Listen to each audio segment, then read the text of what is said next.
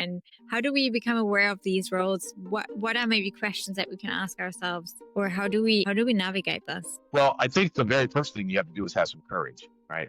Because the kind of questions you have to ask is things like, you remind me of, and as soon as you look, you remind me of, that's not that person. Okay, so what is it? If that's not the person, that means it's the behavior. And so what is my relationship to behavior that I'm actually putting on the person, right? Because the person reminds me of so-and-so. Who cares?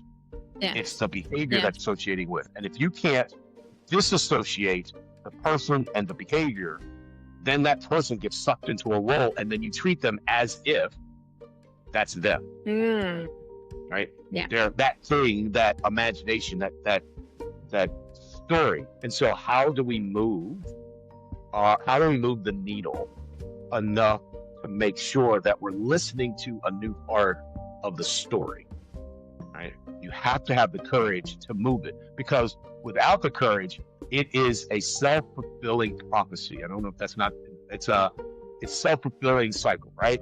I knew it was going to be like Yes, this. I yes, knew yes. they were going to say that. I knew.